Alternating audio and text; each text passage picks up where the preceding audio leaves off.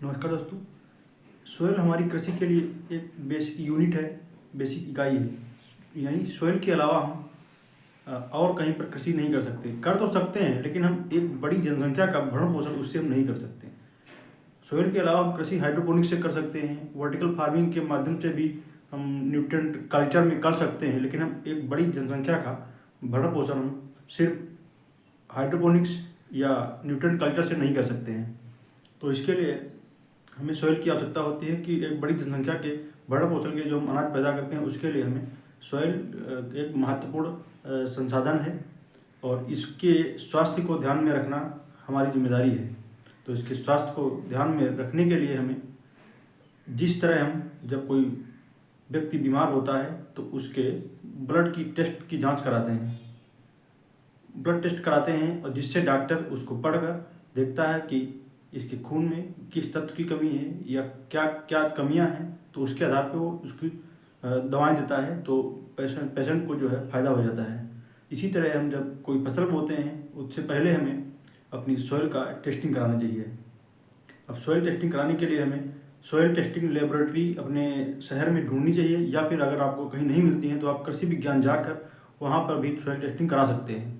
और अगर वहाँ पर इसकी सुविधा नहीं होगी तो वह आपको उचित स्थान बता देंगे जहाँ पे आपको सॉइल टेस्टिंग की सुविधा उपलब्ध होगी, क्योंकि हर कृषि विज्ञान केंद्र को इन सब चीज़ों की बारे में जानकारी होती है। और हमें सॉइल टेस्टिंग करने से हमें फ़ायदा ये होता है कि हमारा जो हम एक्स्ट्रा खाद डालते जाते हैं तो सॉइल की जो गुणवत्ता होती है वो कम होती जाती है, और उससे होता क्या है कि जो सॉइल की गुणवत्ता होती है वो कम होती जाती है, और हमें पैसे भी ज़्यादा लग जाते हैं, क्योंकि हमें जितनी खाद खेत को चाहिए कहीं ना कहीं उससे हम ज़्यादा डाल देते हैं। और अगर हम सॉइल टेस्टिंग करा लेते हैं तो उससे हमें एक नियत मात्रा की पता चल जाती है कि हम कितनी खाद इस फील्ड को दें।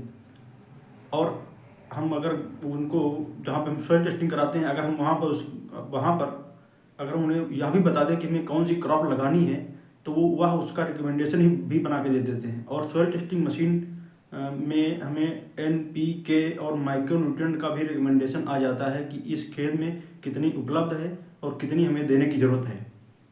तो कभी कभी ऐसा होता है कि हमें कुछ न्यूट्रिएंट जो हमें नहीं देने चाहिए हमारे खेत में भरपूर होते हैं, लेकिन हम उसको अधिक मात्रा में देते हैं, और जो हमारे खेत में बहुत कम होता है वो हम थोड़ा भी नहीं देते हैं। तो इससे हमारी फसल को भी नुकसान होता है और हमारा प्रोडक्शन कम होता है, और सॉइल की जो गुणवत्ता है, मतलब सॉइल फर्टिलिटी है, वो भी कम होती है।